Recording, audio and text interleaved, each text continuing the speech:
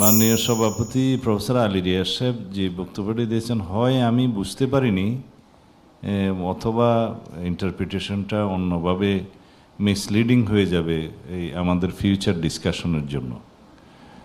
এখানে 142-র প্রয়োজন তো নাই, কারণ সংবিধানের যে সমস্ত আর্টিকেলগুলো এবং প্রিয়াম্বল চেঞ্জ হলে, অ্যামেন্ডেড হলে পরে গণভোটের আয়োজন করতে হবে, রেফারেন্ডাম, যেটা 15th অ্যামেন্ডমেন্টে অ্যাবলিশ করে দেওয়া হয়েছিল, সেটা হাইকোর্টের ভার্ডিক্টের মাধ্যমে রিইনস্টেট হয়েছে।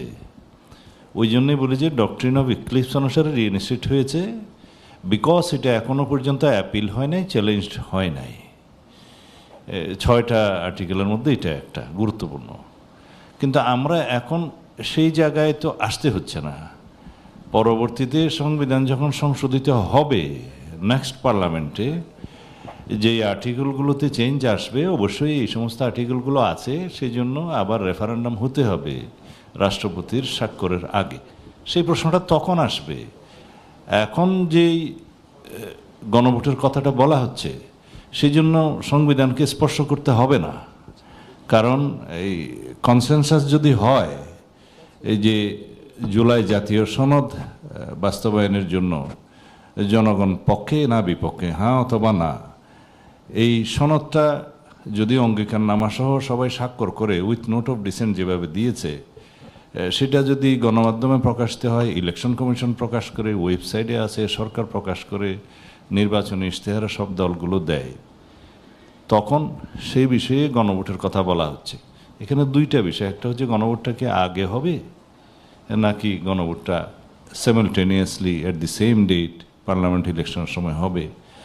তাদের উভয়ের দুইজনের যে বক্তব্য আমি শুনেছি, যদি বুঝে থাকি, তাহলে তারা বলেছেন যে সাইমালটেনিয়াসলি গণভোটটা হতে পারে জনগণের ম্যান্ডেটটা নেওয়ার জন্য, যে এই জুলাই জাতীয় সনদের পক্ষে জনগণ আছে কিনা, including all the constitutional provisions যেগুলো টু বি অ্যামেন্ডেড।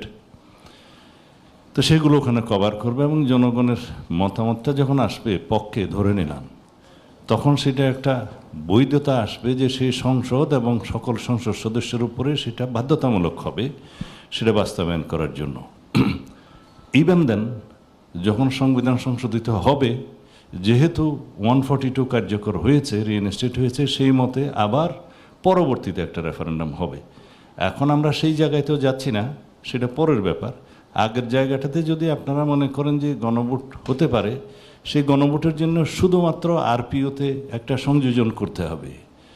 সেই সংযোজনটা মানে আমি আমার ক্ষুদ্র জ্ঞানে যেটা মনে করি, যে অর্ডিন্যান্স ধারের মাধ্যমে এভাবে হবে যে আরপিওতে আমরা একটা ধারা সংশোধন করলাম, যে সরকার গেজেট নোটিফিকেশনের মাধ্যমে যেটা যেই দিন নির্ধারণ করবে জাতীয় সংসদের দিনে অথবা অন্য কোনো দিনে, সেই হিসাবে ইলেকশন কমিশন কোনো জাতীয় প্রশ্নে রেফারেন্ডামের আয়োজন করতে পারবে।